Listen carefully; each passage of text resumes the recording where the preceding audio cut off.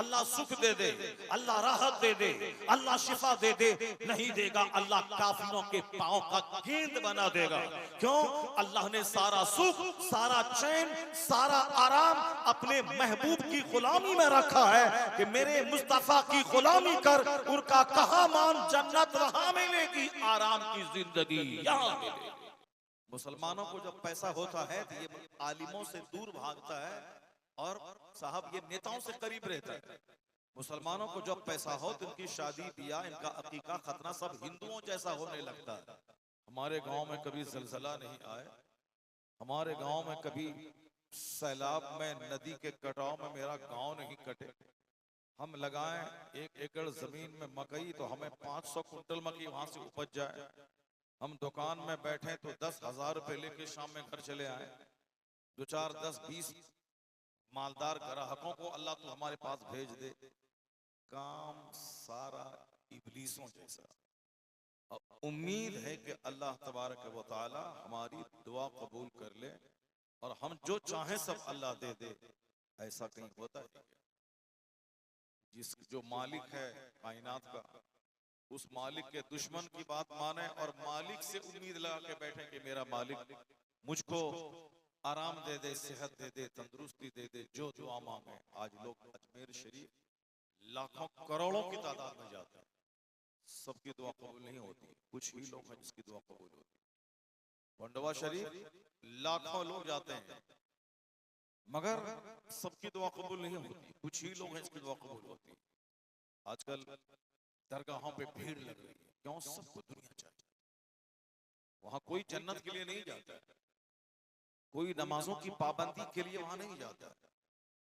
आपने अपना वतन छोड़ के, अलाउल्लाह पंडवी रहमतुल्लाह अलैह थे रहने वाले लाहौर, उस इलाके से चल करके बंगाल के खित्ते में आ गए। हम वहां जाके बेटा बेटी माल दौलत जैसे गैर मुस्लिमों के यहाँ होता है, उसके यहाँ सारा पूजा होता है दुनिया के लिए। उसके यहाँ है शौहर की लंबी उम्र हो, उसकी एक पूजा है कड़वा चौथ। उसके यहाँ दौलत के लिए दौलत चाहिए, उसकी पूजा है लक्ष्मी पूजा। उसके यहाँ इल्म चाहिए, उसके बाल बच्चों को शिक्षा चाहिए, उसकी पूजा है विद्या पूजा। उसके यहाँ भाई का प्यार मिले, उसकी पूजा है रक्षाबंधन। भाई का प्यार मिले, शौहर को लंबी उम्र मिले, बाल बच्चा मिले, मेरी बेटी को अच्छा दामाद मिले, सबका अलग अलग पूजा है वहाँ। इसीलिए वो उनकी भीड़ लगी रहती है। अभी जो सुबह सवेरे ये जो दरिया के किनारे नदी में जाकर के जो छठ मना रहे हैं, ये आज से 15-20 साल पहले ऐसा नहीं था। और अभी है हवा खड़ा हो गया है काफिरों में। हवा ये खड़ा हो गया है कि साहब हम छठ मनाए हमको बेटा हो गया, हम छठ मनाए हमारी दौलत बढ़ गई, हम छठ मैया की पूजा किए हमको 4 बेटा हो गया। अब इसीलिए अब चाहे हो ना हो अब भीड़ लग रही है। काफिरों की सारी नजर सिर्फ दुनिया पे होती है। काफिरों को जन्नत नहीं चाहिए, मरने के बाद वहां क्या होगा हिसाब किताब उसको कोई मतलब नहीं है। उसको सिर्फ दुनिया चाहिए, उसको सब कुछ चाहिए, खूबसूरती भी चाहिए, बाल बच्चा अच्छा सेहतमंद रहे भी चाहिए, भाई भी गाहे बगाहे हमको प्यार दे के वहां से 10-20 हजार रुपए देता रहे, भाई का प्यार भी चाहिए। शौहर मारपीट नहीं करे और शौहर जल्दी मरे नहीं। हम बुढ़िया हो जाएं 80 साल की, तब तक मेरा शौहर मरे नहीं, हम उनके सामने मर जाएं ताकि शौहर के बगैर हम विधवा न कहलाएं और शौहर के बगैर हम बाल बच्चों पे मोहताज न हो जाएं। जब तक मैं जिंदा हूं मेरा शौहर नहीं मरे। ये सारा एक एक अलग अलग पूजा वहां। इसलिए दरख्त के पास भीड़ लगी है, नदी के पास भीड़ लगी है, साहब समंदर के पास भीड़ लगी है, पहाड़ पे भीड़ लगी है, मठों में भीड़ लगी है, गोरखधाम में भीड़ लगी है, काशी विश्वनाथ में भीड़ लगी है, साहब वो पूरी जगन्नाथ में भीड़ लगी है। यानी भीड़ ही भीड़। और सिर्फ औरतों की भीड़ है, मर्दों की भीड़ कम है। छठ में औरत, दीपावली में औरत, दुर्गा पूजा में औरत, रक्षाबंधन में औरत, वसाको धाम में औरत। चूंकि औरतों को ढेर दुनिया चाहिए, इसलिए वो उन मठों का जहां से दुनिया मिल जाए अगर पता चल जाए हिंदुओं को कि अजमेर जाने से ख्वाजा बाबा दौलतमंद बना देते हैं, तो अभी सबसे ज्यादा हिंदू ही अजमेर जा रहे हैं। अगर पता चल जाए कि ये बाबा आमिल है, ताबीज देते हैं तो बच्चे का बुखार अच्छा हो जाता है, तो मुसलमान से ज्यादा काफिरों की भीड़ आ रही थी। जितने इमाम, जितने आमिल हैं, जो भी दुआ ताबीज करते हैं, 90% उनके पास भीड़ सिर्फ औरतों की होगी। उसी औरतों की वजह से उसकी कमाई है। उन्हीं हिंदुओं का देखा देखी मज़ारात पे उर्स में भी 90% भीड़ सिर्फ औरतों की होती है। हमारे इलाके में एक दरगाह है चिमनी बाजार पूर्णिया जिला में, 90% भीड़ सिर्फ औरतों की। आपके इलाके में पंडवा शरीफ है, वहां भी 80% भीड़ सिर्फ औरत की होगी। हमने ईद के दिन सदुल्लापुर में देखा है, वहां मर्दों से ज्यादा औरतों की भीड़ होगी। क्यों? औरतों को जन्नत वगैरह से मतलब नहीं, उनको मतलब है यहाँ दुनिया चाहिए, यहाँ लंबी उम्र चाहिए, बेटा चाहिए, बेटी चाहिए। इसलिए लोग सब दुनिया के पीछे पागल। जबकि कुरान शरीफ में इस दुनिया की जितनी मसम्मत की गई है और सबसे ज्यादा फोकस आखिरत पे किया गया, सबसे ज्यादा अल्लाह ने कुरान शरीफ में आखिरत का जिक्र किया है। और जाहिर सी बात है, ये दुनिया हम कितने दिन तक हम जिएंगे, 70 साल 80 साल, लेकिन मरने के बाद जहां जाएंगे वहां का एक ही दिन 50,000 साल के बराबर होगा। और वहां कोई मौत नहीं होगी, वहां खरबों महासंख्यों साल वहां जीना। क्योंकि काफिरों की नजर सिर्फ दुनिया पे होती है, इसलिए दुनिया जहां से मिले वहां भीड़ लगाता है। मगर मुसलमानों की नजर दुनिया से ज्यादा आखिरत पे होनी चाहिए। नमाज का बदला जन्नत, रोजा का बदला जन्नत, ज़कात का बदला जन्नत, हज का बदला जन्नत।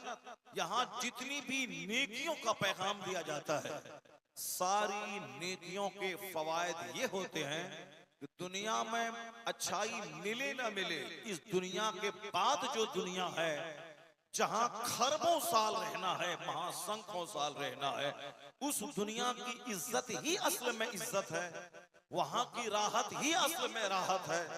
दुनिया में 10 साल आराम से खाए, उसके बाद पैर हाथ कट गया, कैंसर में तड़प तड़प के मर रहे हैं, ये कोई आराम है क्या? असल सेहत वो है जो मरते दम तक रहे, असल इज्जत वो है जो हमेशा रहे, असल आराम वो है जो हमेशा रहे, असल सुख वो है जो हमेशा रहे। दुनिया में आज जवान है, कल बंदा बूढ़ा होता है, तो जवानी हमेशा रहती नहीं। दुनिया में आज चेहरा खूबसूरत है, कल बुखार होने के बाद चेहरा काला हो जाता है। एक औरत उड़ीसा की खूबसूरती पे बड़ा घमंड था उसको, वो होटल अटेंड करती थी, 2-4-10 छोकरे लुच्चे लफंगे उसके आगे पीछे घूमते थे। होटल में अटेंड करके मोटा पैसा लेती थी और अपने जिस्म को बेच करके खूब फुल मेकअप करती थी, महंगी साड़ी, महंगा परस, महंगा मोबाइल, ये सब करती थी। लेकिन 2-4 साल के बाद अल्लाह ने वो खतरनाक बीमारी दे दी कि सर के बाल उसके झड़ने लगे, सर में जख्म हो गया, यहाँ तक कि सारा बाल चमड़ा समेत कट कट के जमीन पे गिर गया। अब उनके रिश्तेदार उनका चेहरा देखने से डरते थे, कोई देखने नहीं आता था।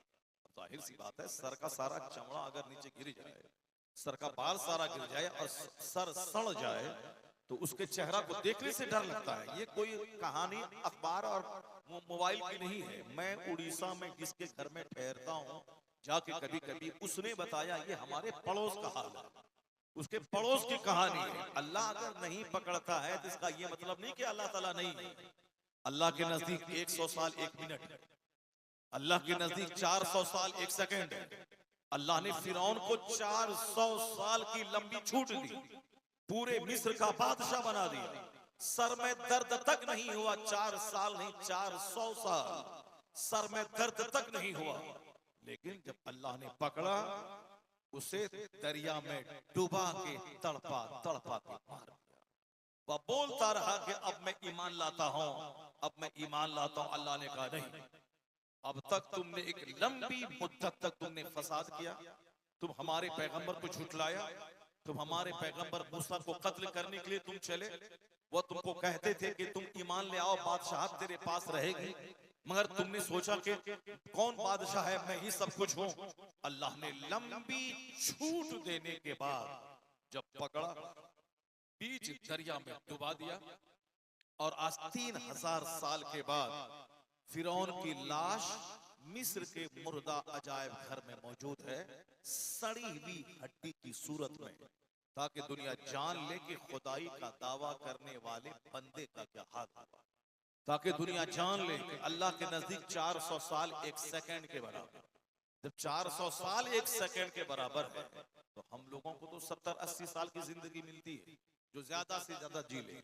और नहीं तो बच्चा पैदा होते ही मर जाता है, कोई माँ के पेट में मर जाता है, कोई शादी के दिन बारात में मर जाता है। अभी परसों की बात है, कल मैं हैदराबाद में था, एक मौलाना साहब बताए कि हजरत मैं अभी नांदेड़ से आ रहा हूँ, वहां पे एक ही फैमिली के 10 लोग इसी हैदराबाद में आए थे शॉपिंग करने, शादी की खरीदारी करने के लिए। एक परिवार के 10 लोग बड़ी गाड़ी में, स्कॉर्पियो में या इनोवा में, वह लोग विशाखापट्टनम से चल करके हैदराबाद आए थे। एक ही गाड़ी में दूल्हा भी था, दूल्हा का बाप था, उसका बहनोई था, उसका भाई था, अपने ही करीबी लोग थे। अपना शहर छोड़ के हैदराबाद जो कि पॉश सिटी है, खाना पीना वहाँ का लाजवाब, मार्केटिंग वहाँ की लाजवाब, लोग आते हैं। तो अब वहाँ पे शॉपिंग करने लोग आए थे। वापस जब हो रहे थे शॉपिंग करके, चूंकि दिन भर शॉपिंग किया, रात के 8-10 बजे तक शॉपिंग किया, उसके बाद जब चला अपने घर के लिए, रास्ते में ड्राइवर की लगी आंख, 10 लोग स्पॉट, एक भी बंदा नहीं बचा, और वो सब के सब मुसलमान था, हिंदू नहीं था, मुसलमान था। मुसलमानों को जब पैसा होता है तो ये आलिमों से दूर भागता है, और साहब ये नेताओं से करीब रहता है। मुसलमानों को जब पैसा हो तो इनकी शादी ब्याह, इनका अकीका खतना सब हिंदुओं जैसा होने लगता है, क्योंकि वो समाज का रईस मालदार कहलाता है। अब वो गरीब मुसलमानों की तरह या मौलाना साहब की बात नहीं मानेगा, उसकी तौहीन है। अब उनका दोस्त कौन है? रमेश। उनका साहब, उनका रिश्तेदार, उनका और साहब और दोस्त कौन है? उनकी दोस्ती लेन देन किससे है? उमेश से। उनके घर में आना जाना किसका है? तो साहब मुकेश का। मुकेश आता है, रमेश आता है, उनका संदेश, उनकी मिठाई रमेश के घर जाती है, और शादी भी हमें ये रमेश के घर जाता है। वहाँ सब कुछ देखता, 80 साल की बुढ़िया नाच रही है वहाँ, साहब कहे कि वहाँ माँ बहन औरत बेटा बेटी मर्द औरत सब आपस में मिल रहे हैं। उनके यहाँ शादी का मतलब नाचना, शादी का मतलब नुमाइश करना, शादी का मतलब आधा बदन खोल करके गैर मर्दों को दिखा देना, एक बिलोज के नाम पे सारी पीठ काट करके गैर मर्दों को दिखा देना, ताकि लोग बोलें कि कपड़ा है मगर बिल्कुल नंगी खड़ी है। लोग बोलें कि साहब लहंगा के नाम पे और नंगी खड़ी है, और जिसको देखने के लोग तरसते थे, 18 साल की जवान लड़की, वो नाच करके सारे मर्दों की निगाहों का मरकज बनी हुई है। अब ये मुसलमान उसी की नकल करके अपने घर में उसी तरह की स्टाइल अपनाता है। भूल गया कुरान, भूल गया हदीस, भूल गया हर जुमा का वाज, भूल गया हर जलसे का खिताब, भूल गया इस्लामी किताबों में क्या कहा गया है। जब सारा काम काफिराना होगा, सारा काम इब्लीस का कहा जाएगा, तो फिर अल्लाह से क्यों मांगता है अल्लाह औलाद दे दे, अल्लाह सुख दे दे, अल्लाह राहत दे दे, अल्लाह शिफा दे दे? नहीं देगा, अल्लाह काफिरों के पांव का गेंद बना देगा। क्यों?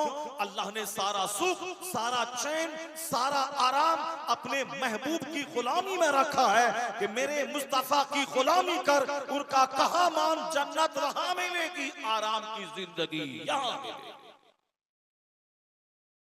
सारी राहत है मुस्तफा की पैरवी में, सारी इज्जत है मुस्तफा की पैरवी में। या काम सारा काफिरों जैसा है, और उम्मीद लगा के बैठे हैं कि अल्लाह ताला हमको जन्नत दे देगा। इस ताल्लुक से एक हदीस सुनिए, हुजूर क्या फरमाते हैं? अल कय्यसु मन दाना नफ्सा वो अमील लिमा बअदल मौत। ये आका इस्लाम फरमाते हैं, एक हिंदू अगर हमारे मस्जिद के सामने ढोल बजा दे तो राइट हो जाएगा, दंगा हो जाता है, फसाद हो जाता है। लेकिन वही काम एक मुसलमान अगर कर रहा हो, कोई बोलने वाला नहीं। वही काम एक मुसलमान कर रहा है, मस्जिद के दरवाजे पे डीजे बजा रहा है, मस्जिद के दरवाजे पे मोबाइल लेकर के साहब म्यूजिक बजा रहा है। मस्जिद के दरवाजे पे साहब वो नंगी औरतें जा रही हैं। मस्जिद में औरतों का आना मना है कि वो जुमा की नमाज पढ़ना उस पर फर्ज नहीं है, वो जोहर घर में पढ़े। इन पर नमाज पंजगाना बाजमात पढ़ना जरूरी नहीं है, ये अपने घर में अकेले नमाज पढ़ें। मर्द मस्जिद आके जो 27 गुना सवाब इसको मिलेगा, औरतों को घर में तनहा पढ़ने के बाद वो सवाब मिल जाएगा। तनहा पढ़ें, क्योंकि पर्दा जरूरी है, वरना समाज में जिनाकारी बढ़ जाए, बेहयाई बढ़ जाए। और जैसे बढ़ गई जिसके यहाँ अल्लाह का डर नहीं है, वहां तो एक भाभी के साथ 4 देवर जिना करता है। एक भाई शादी करता है, 5 भाई उससे काम चलाता है, क्योंकि वहां अल्लाह का डर नहीं है, वहां आखिरत का खौफ नहीं है, वहां जहन्नम की आग का डर नहीं है, वहां मरने के बाद हिसाब किताब देने का खौफ नहीं है। तो दुनिया में जैसे चाहे मौज मस्ती करे। तो मैं कहता हूं, एक काफिर अगर तुम्हारे दरवाजे पे डीजे बजाता है तो तुम राइट दंगा कर देते हैं, लेकिन तुम्हारा अपना बेटा 2 घंटे से मस्जिद के दरवाजे पर बैठ करके मोबाइल चला रहा है, कोई बोलने वाला नहीं है, कोई उसको टोकने वाला नहीं है। जबकि हमारे यहाँ हर जुमा के दिन खिताब होता है। तक जलसे का मतलब नुमाइश नहीं है, जलसे का मतलब वो चंदा नहीं है। वो चंदा करके क्या करेगा तुम? मस्जिद में ईंटा पोचारा करके क्या करेगा? मदरसा का ब्रूम बना के क्या करेगा? जब मदरसा में पढ़ने वाला बंदा अल्लाह से नहीं डरे, वो भी सारा काम काफिरों की तरह करे, मदरसे को ढा देना चाहिए। मस्जिद को क्या करेगा? उसमें एसी लगा के, जब कोई नमाज पढ़ने वाला नहीं है तो फिर क्या करेगा? मस्जिद बना के। मस्जिदें बनाई जाती हैं ताकि मस्जिद नमाज पढ़ने की जगह नमाज पढ़े लोग। पुख्ता जरूरी नहीं है वो बांस खूटा गाड़ देकर मस्जिद नमाजियों से भरी हुई है। वो मस्जिद दुआ करती है, मालिक जिस तरह गांव के लोगों ने मेरा पेट भरा है, उस तरह इनके घरों में तू राहत और चैन का सामान अता फरमा दे। और अगर मस्जिद में लगी है 5 एसी, मस्जिद में लगा है ग्रेनाइट और मार्बल, मस्जिद में लगे हैं महंगा पेंट, मस्जिद में पीछे है महंगे कालीन, अगर नमाजी नहीं है तो मस्जिद के तरो दीवार बददुआ करते हैं। जिस तरह हमको इन लोगों ने उजाड़ा है, इस तरह इनके घर को उजाड़ दे। जिस तरह हमको वीरान कर दिया है, इनके बाल बच्चों को वीरान कर दे, इनकी आबादी को वीरान कर दे।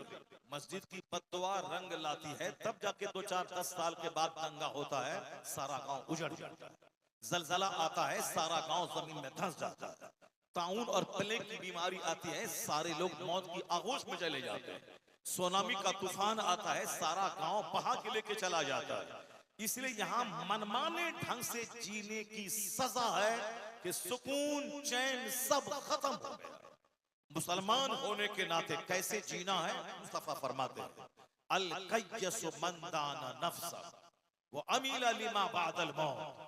हुजूर फरमाते हैं, अक्लमंद वो है जो अपने नफ्स को दबाता रहे, अपने नफ्स को कुचलता रहे। जरा जोर से बोलिए सुभान अल्लाह, हाथ उठा के बोलिए ला इलाहा इल्लल्लाह। आप जलसा में सोने के लिए आए, ऐसे टेक लगा सोते हैं। जलसा कराने का मतलब ये थोड़ी होता है कि साहब जलसा में 5 आदमी बैठा रहे, गांव का पूरा नाम हो जाए। ये सब बेकार की बात है। जलसा 1 घंटे का हो, मगर गांव के सारे लोग रहे, सारी औरतें रहे। ये तो 4-10 औरतें बैठी, अगर सारी औरतें रहें तो वो तो दीन सीख लेंगी। हालांकि उनका यहाँ आना जरूरी नहीं है, जरूरी है शौहर दीन सीखे और घर में जाके अपनी बीवी को बता दे।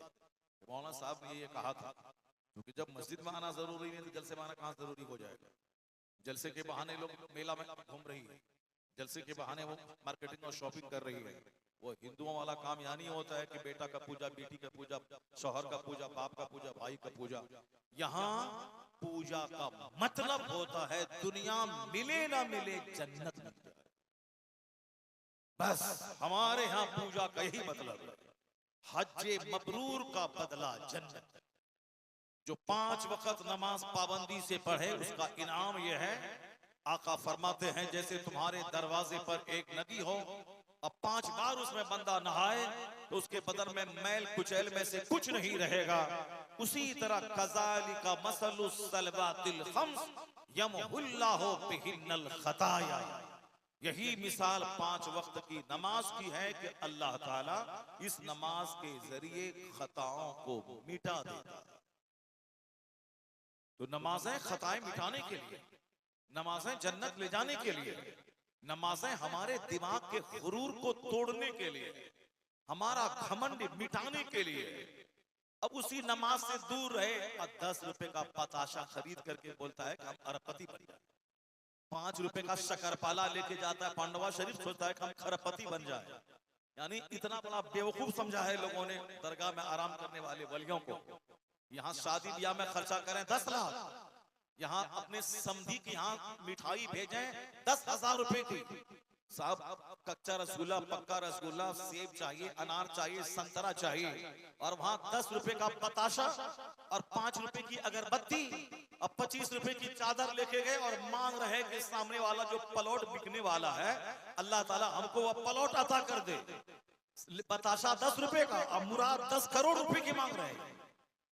अगरबत्ती 10 रुपए की और मुराद है 10 करोड़ रुपए की। इतना हल्का समझ लिया इस्लाम को। नमाज पढ़े ना पढ़े और मजार पे एक दिन चले जाए, अरबपति बन जाए।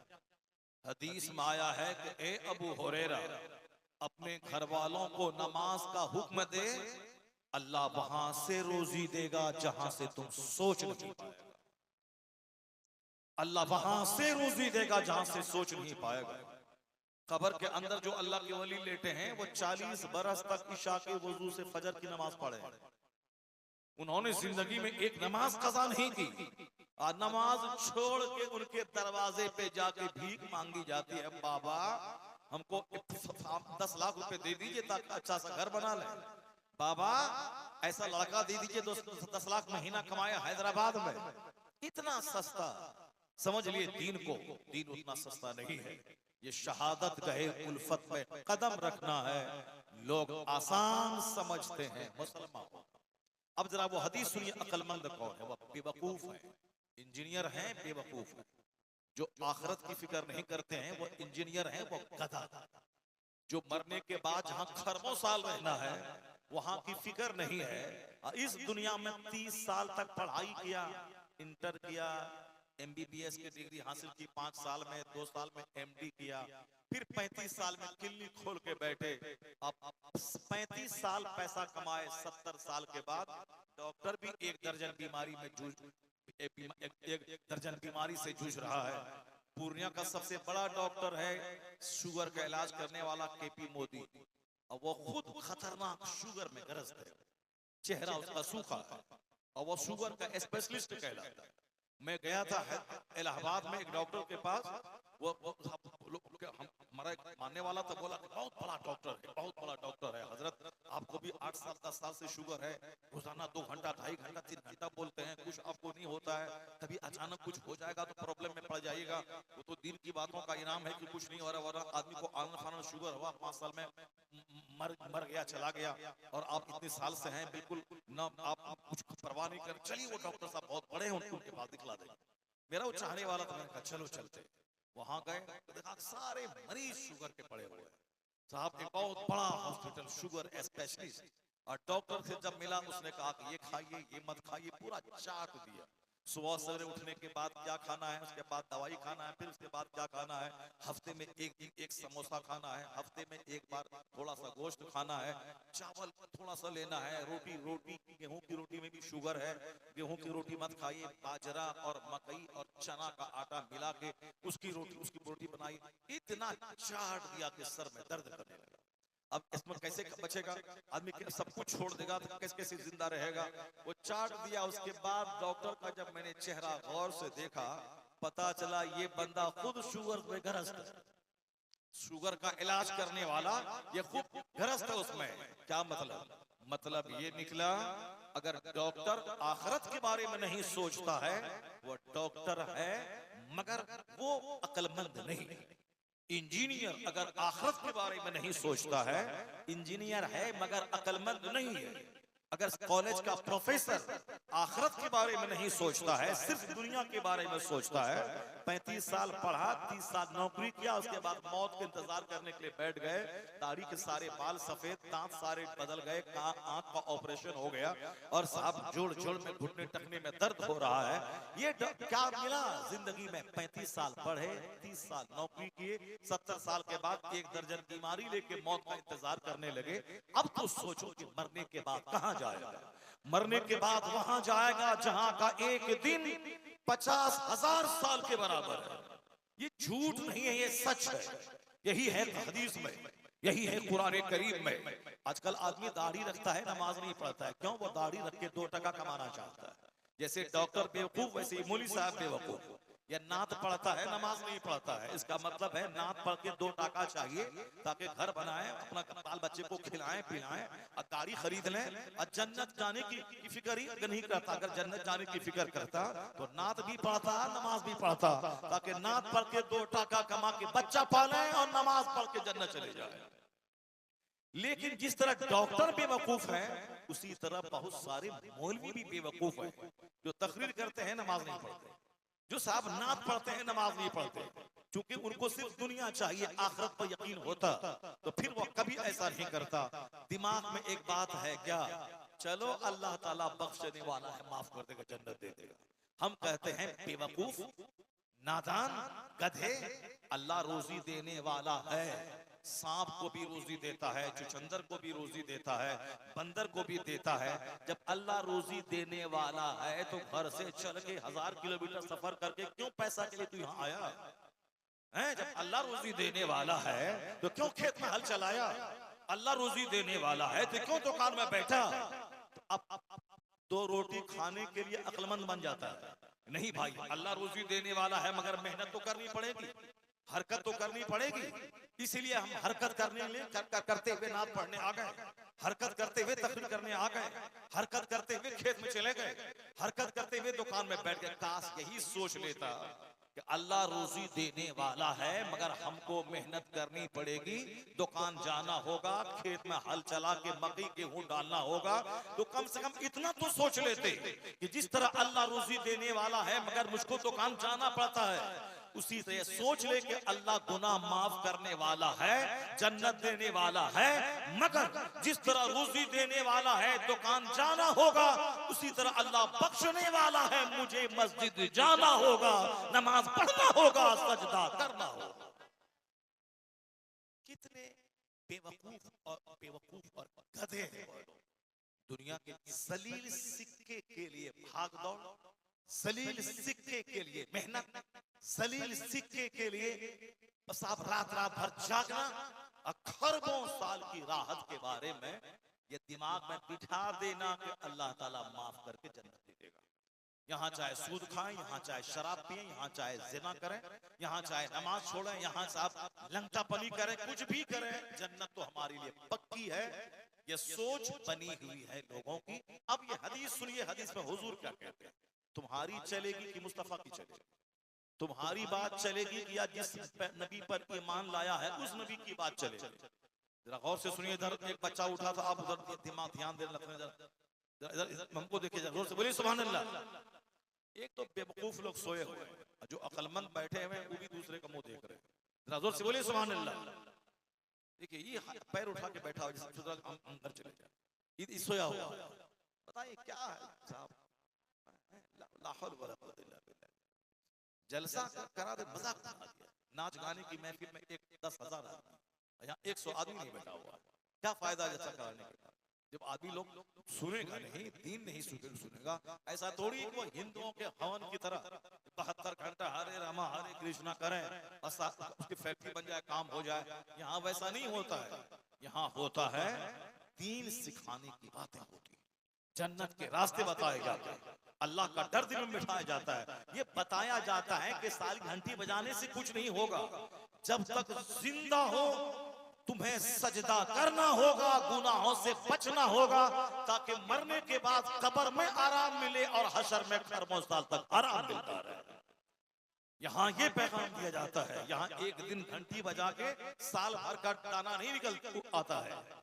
उसका जो तमन्ना उसकी है, जो अपने दिमाग से गढ़ लिया है, बेटा पैदा हो जाती है, गाछ दरख्त गाछ दिया है, दामाद मिल जाती है, बंदर उसको दामाद दिया है।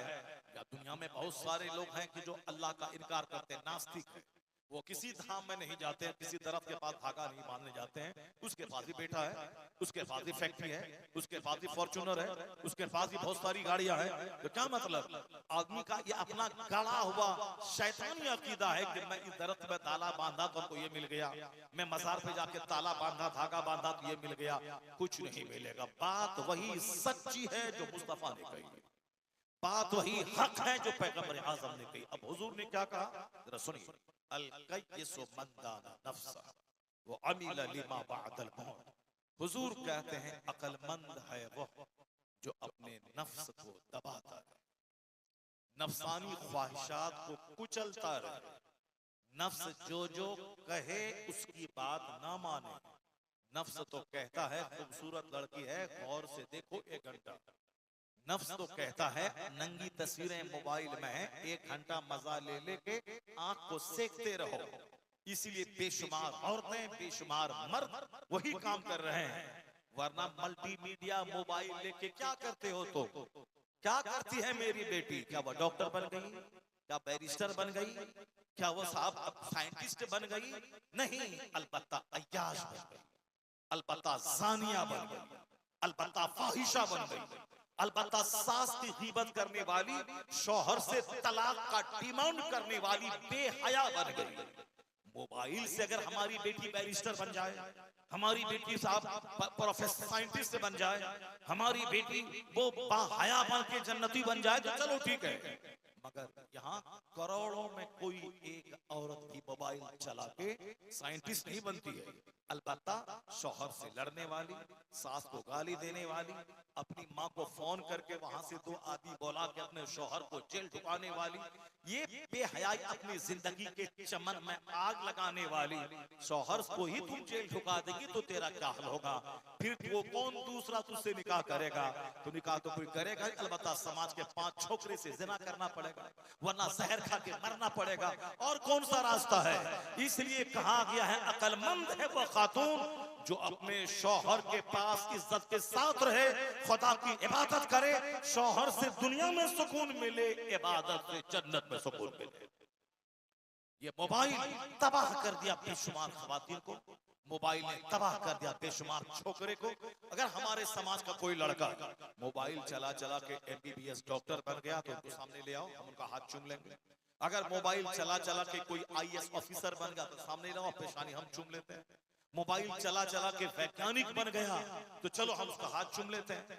मोबाइल चला चला के DM बन गया तो ले उसका हम हाथ चूम लेते हैं कि DM तो बनेगा तुलसी हट्टा में, मगर हिंदुस्तान के 40 करोड़ मुसलमान का सर फख्र से ऊंचा हो जाएगा कि हमारा एक बेटा आज DM बन गया है।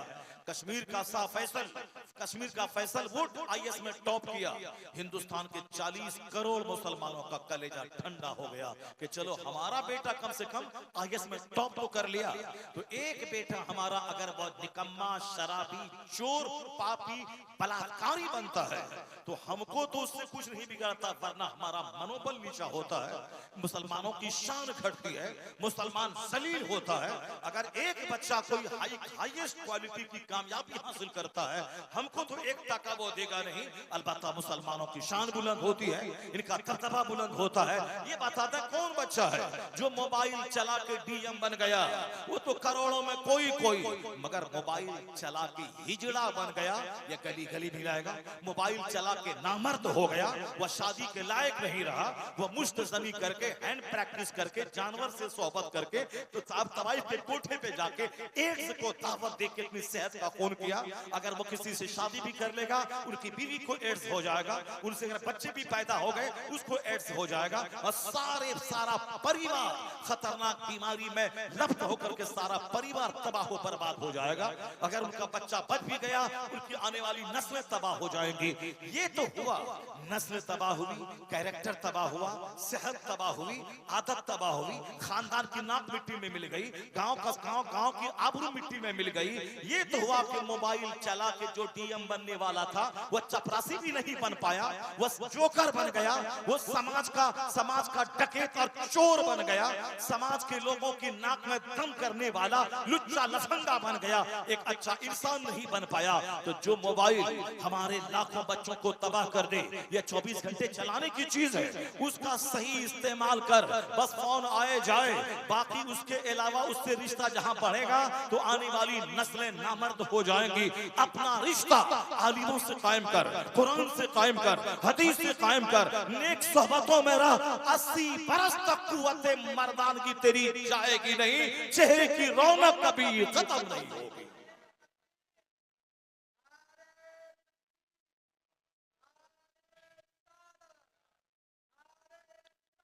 अल कय्यिसु मन दाना नफ्सा, अल कय्यिसु मन दाना नफ्सा, द वाइज इज वन।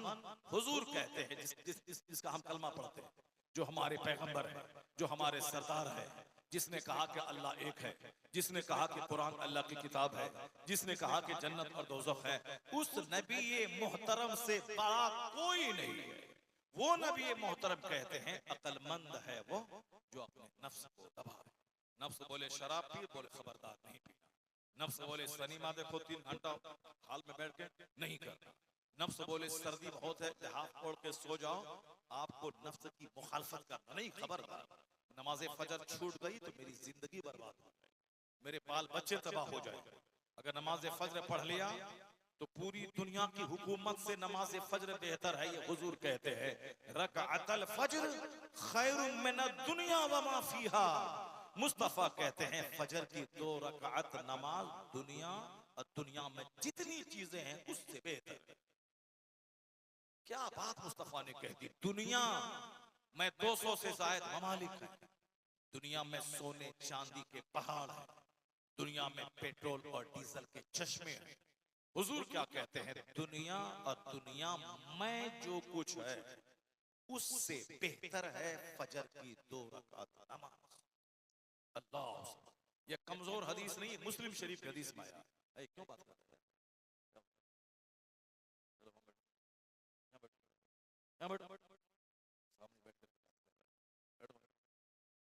रकअतल फज्र खैरुम मिनद दुनिया व मा फीहा।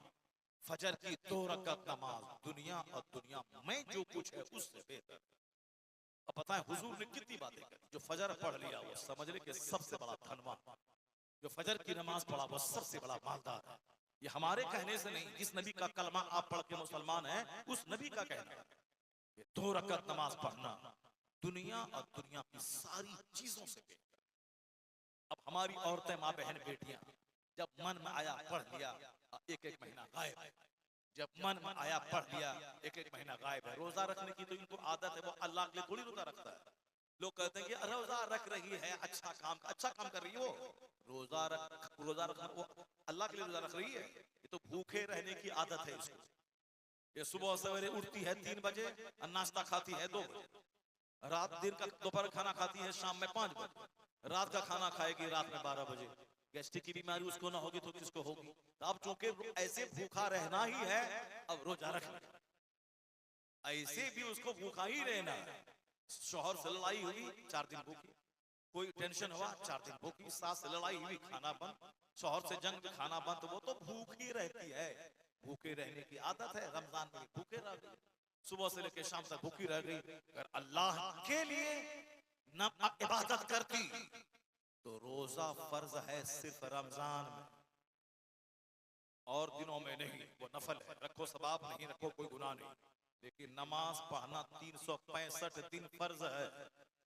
कोई नफल रोजा कबूल नहीं होगा जब तक कि बंदा फर्ज ना अदा करे।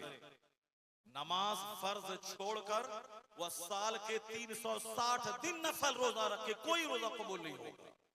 फर्ज के बगैर कोई नफल कबूल नहीं होता है। पता ये चला कि अगर अक्ल होती तो कभी भी इस तरह का काम वो नहीं करता।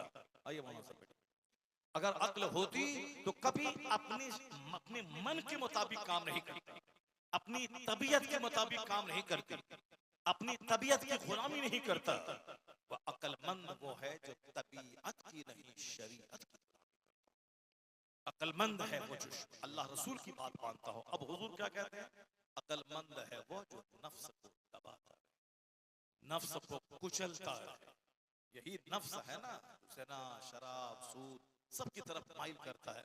उस नफ्स को दबाने वाला अक्लमंद है, गुस्से को पछाड़ने वाला अक्लमंद है। अक्लमंद वो नहीं जो सामने वाले को पछाड़ दे, बल्कि अक्लमंद है वो पहलवान है वो जो गुस्से के वक्त में अपने नफ्स पर कंट्रोल। अक्लमंद है वो कंट्रोल रखने वाला, वो अक्लमंद है। दवाइस अल कय्यिसु मन दाना नफ्सा व अमिला लिमा बअदल मौत। मरने के बाद जहां महासंख्यों बरस रहना है उसके लिए बंदा अमल करता है। वो अमीला लिमा बअदल मौत, काम वह करे जो दुनिया में नहीं आखिरत में काम आए, और जो आखिरत के लिए काम करता है जन्नत वहां मिलती है, अल्लाह दुनिया में भी उसका इनाम उसको अता कर देता है। जैसे नहीं देखा आपने बगदाद का वो नौजवान जो रात भर सजदा करता था और दिन भर जिहाद करता था, कुफ्र के खिलाफ लड़ता था, एक गुनाह हो गया, वो गुनाह हकीकत में गुनाह ही नहीं था, तकवा के खिलाफ एक काम हो गया। एहतियात करना, एहतियात के खिलाफ एक काम हो गया। जैसे चाय पीना हराम नहीं है, खैनी खाना हराम नहीं है, गुटखा खाना हराम नहीं है, लेकिन एक फालतू काम है। गुटखा खाना फालतू काम है, सिगरेट पीना फालतू काम है। अब रोटी चावल खाना ये सेहत के लिए जरूरी है, तो अब कोई आदमी सिगरेट पीता है तो हम कह सकते हैं कि फालतू काम कर रहा है। लेकिन अगर कोई पी रहा है तो उनको हराम हम नहीं कहते, लेकिन एक फालतू काम है जिसमें पैसा भी लगा, सेहत भी गई, उससे एहतियात है कि जो अननेसेसरी चीज है उसको बंदा छोड़ दे, जो गैर जरूरी चीज है उसको बंदा छोड़ दे। वो बगदाद का शहजादा उसने एहतियात के खिलाफ एक काम हुआ, बगैर मालिक का एक फल दरिया पे जा रहा है, लिया खा लिया। दिमाग में डर पैदा हुआ अल्लाह का, अगर अल्लाह क़यामत में सवाल किया कि तुमने बगैर उस फल के मालिक की मर्जी के तुमने कैसे खा लिया, तो हम क्या जवाब देंगे। एक सोच पैदा हुई, क्या जवाब देंगे। बिरयानी खाने वाला, गौसे पाक का लंगर खाने वाला, तो शायद कादरिया करके 2 टका कमाने वाला, 2 टका की भीख मांगने वाला, ये कोई अक्लमंदी है क्या। उसके कैरेक्टर और किरदार पे जोर नहीं, सिर्फ गौसे पाक का लंगर खाना। क्या किया उसने। अगर कयामत में अल्लाह ने सवाल किया कि तुमने ये सेब बगैर मर्जी के क्यों खाया, तो क्या जवाब दूंगा मैं। काश हर मुसलमान यही सोच ले, नमाज नहीं पढ़ूंगा तो क्या जवाब दूंगा, जोहर असर मगरिब नहीं पढ़ूंगा तो क्या जवाब दूंगा, अगर मैं ज़कात नहीं निकालूं तो क्या जवाब दूंगा, मैं दूसरों की मर्जी के बगैर आम तोड़ लिया तो क्या जवाब दूंगा, मस्जिद से बाहर चप्पल अच्छी थी पहन के मैं चला गया तो क्या जवाब दूंगा, दूसरों की बहू बेटी के चक्कर में रात के 5 घंटे गली में घूमते रहे, अल्लाह को मैं इस 5 घंटे के 1 मिनट का क्या जवाब दूंगा। ये एहसास से जवाबदेही यानी फीलिंग ऑफ रिस्पॉन्सिबिलिटी आज खत्म हो गई। लोग आजाद हो गए, लोग आजाद हो गए, जो मन में आता सो कर रहे हैं और कहते हैं कि अल्लाह ताला माफ कर देगा। अक्लमंद वो है जो एहसास जवाबदेही के अंदर दबा हुआ हो। कुल्लुकुम राइन व कुल्लुकुम मसऊल अन रइयती। मुस्तफा कहते तुम सब के सब जवाबदेह हो और तुम्हारे मातहत के बारे में तुमसे सवाल होगा। You will be questioned about your responsibility. तुम अपनी जिम्मेदारी के बारे में सवाल किए जाओगे। हर शौहर से सवाल होगा कि बीवी तुम्हारी नमाज क्यों नहीं पढ़ती है। हर बाप से सवाल होगा तेरे बच्चे नमाज क्यों नहीं पढ़ते हैं। हर समाज के चौधरी जमींदार से सवाल होगा कि तेरे समाज के गरीब फकीर मिस्कीन जो तेरी बात मानते थे वह लोग शराब जुआ सूद क्यों नहीं छोड़ा। सबसे सवाल होगा। हुकूमत से सवाल, हुकूमत के वाली से सवाल होगा, गांव के चौधरी से सवाल होगा, एक 10 बच्चों के बाप गार्जियन उससे सवाल होगा, औरत से सवाल होगा कि शौहर की गैर मौजूदगी में तुमने अपनी जबान, अपनी आंख, अपने जिस्म, अपने हाथ, अपने बिस्तर की तुमने कैसी हिफाजत की या उसमें खयानत की, उसका सवाल होगा। हर औरतों से सवाल होगा शौहर के माल के बारे में, गुलाम से सवाल होगा शौहर की प्रॉपर्टी के बारे में, मालिक से सवाल होगा औलाद और बीवी के बारे में। कुल्लुकुम राइन व कुल्लुकुम मसऊल अन रइयती। Every one of you is responsible. तुम में से हर आदमी जिम्मेदार है और जिसकी जिम्मेदारी है उसके बारे में उससे सवाल होगा। ऐसा नहीं कि पड़ोसी शराब पीता है तो पीने दे। तुम पड़ोसी होने के नाते तुमने उनको समझाया, तुमने उनसे बोला शराब पीना हराम है, शराब पीने के बाद तेरा फेफड़ा गल जाएगा, तेरे बच्चे तबाह हो जाएंगे, तेरा माल खत्म हो जाएगा, शराब पीना हराम है। हम अपनी जिम्मेदारी निभाते हैं, हम पड़ोसी हैं, अगर हम नहीं बोलेंगे तो क़यामत में हमसे अल्लाह कल पूछेगा। इसलिए हम जिम्मेदारी निभाते हुए तुमसे कहते हैं कि ये काम खत्म छोड़ दे, शराब पीना हराम है, पड़ोसी पे नमाजी है, मैं 5 टाइम मस्जिद दौड़ के जाता हूँ, अगर मैं नहीं बोलूं तो मुझसे सवाल क़यामत के दिन होगा कि तू पड़ोस में नमाज पढ़ने जाता था, पड़ोसी को तुमने क्यों नहीं कहा। वह पड़ोसी क़यामत के दिन अल्लाह के सामने तेरे खिलाफ मुकदमा दर्ज करेगा, ये नमाज पढ़ता था मगर हमको कभी नमाज पढ़ने के लिए नहीं बोला, वहां अब केस दर्ज हो जाएगा, फिर आपके खिलाफ मुकदमा होगा कि तुमने क्यों नहीं इसको कहा, क्यों नहीं इसको तुमने नमाज पढ़ने के लिए बोला। हर आदमी जिम्मेदार है, जिम्मेदारी का सवाल होगा। आज हर आदमी फ्री आजाद है, ना औलाद को कहना है, ना माँ बाप को कुछ कहना है, ना माँ बाप को औलाद को कुछ कहना है, ना पड़ोसी को कुछ कहना है, ना रिश्तेदार को कहना है, सब आजाद होकर जिंदगी गुजार रहा है। ऐसा नहीं चलेगा। हुजूर कहते हैं मन रआ मिनकुम मुनकरन फलयुगय्यिरहु बियदिही व फइन लम यस्तति फबिलिसानिही फइन लम यस्तति फबिक़ल्बी ज़ालिका अदअफुल ईमान। हुजूर कहते हैं if any one of you sees an evil action, stop this with your hand. अगर तुम अपनी आंखों से कोई गुनाह देख रहे हो तो तुम पर लाजिम है कि अपने हाथ से उस गुनाह को रोक दो, अपने हाथ से रोको। If you are unable to do so, अगर तुम ऐसा करने में समर्थ नहीं हो, नहीं हाथ से रोक सकते हो, तो हुजूर कहते हैं फबिलिसानी, ज़बान से रोको। ज़बान से बोलो कि हराम है, ज़बान से बोलो कि ये बुरा है, ज़बान से बोलो कि ये नाजायज है, ज़बान से बोलो कि हराम काम मत करो, ज़बान से बुराई से रोको। अगर ज़बान से भी नहीं बोल सकते हो, इतने कमजोर हो, तो हुजूर कहते हैं दिल से उस काम को बुरा जानो, दिल से उस काम को बुरा जानो। अगर तुमने दिल से भी बुरा नहीं जाना, उसकी हाँ में हाँ मिलाया, उनके सोफा पे बैठ के उनके सूद में शरीक रहा, उनके शराब में शरीक रहा, तो एक अज़ाब आम आएगा जो पूरी आबादी को तबाह बर्बाद करेगा। उसमें जो नमाजी परहेजगार लोग हैं वो भी उस अज़ाब की चक्की में पिस जाएंगे। क्यों? जुर्म यही था कि वो ज़बान से रोका क्यों नहीं, उन्होंने कहा क्यों नहीं, और दिल से बुरा क्यों नहीं जाना, और उन गुनहगारों पापियों का साथ क्यों देने लगा।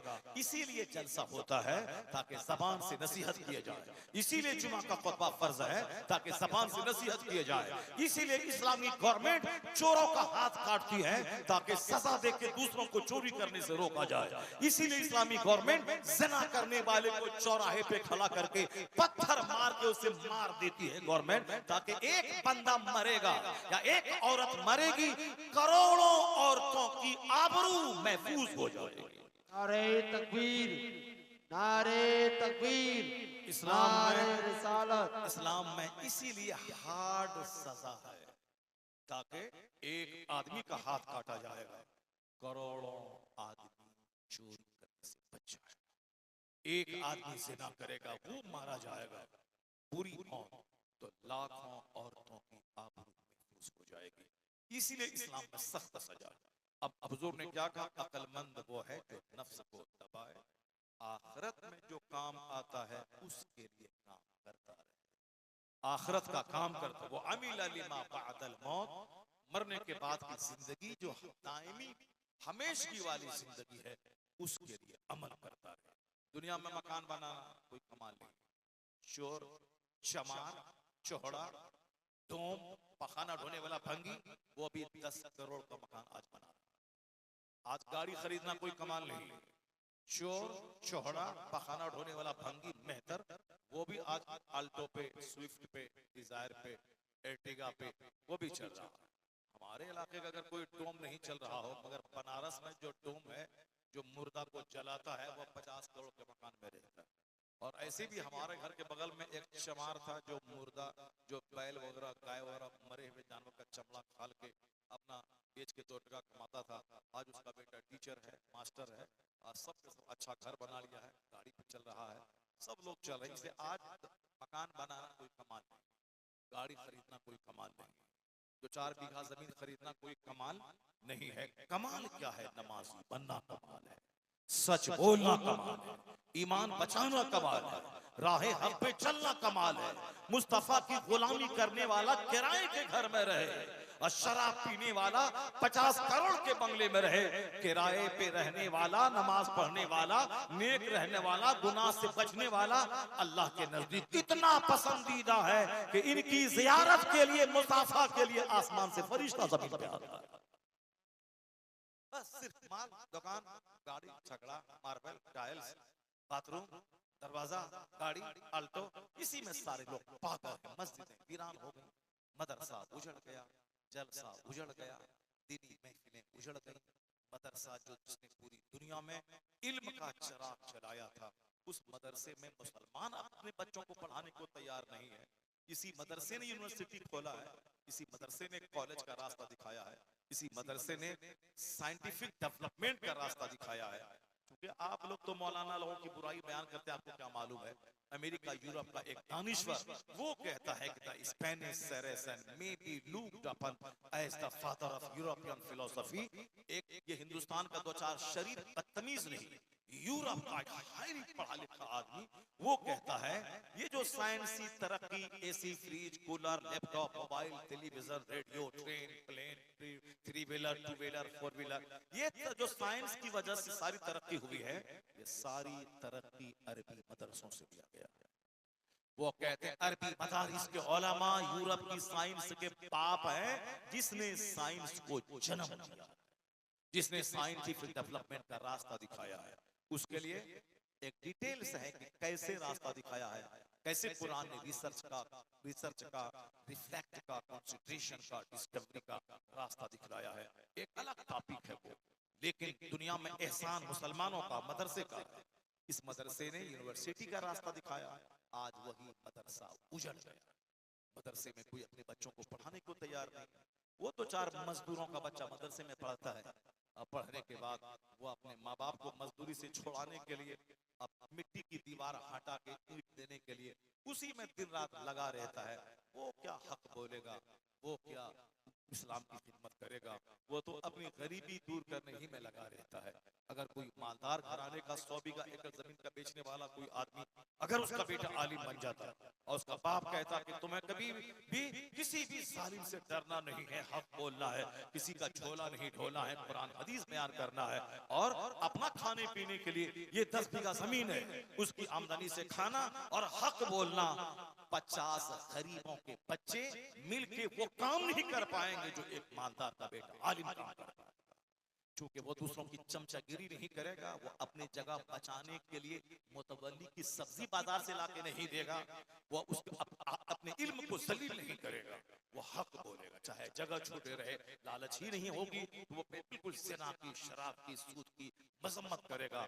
और फिर जो दुनियादार है उसके सीने पे हल चलेगा, और जो दीनदार है वो गुफ्तगू सुन सुन के नेक बनेंगे, परहेजगार बनेंगे। तो अब मदरसा उजड़ गया, मस्जिदें उजड़ गई, जलसा उजड़ गया, उसके बावजूद कहते हैं अल्लाह कहाँ है, रसूलुल्लाह कहाँ है।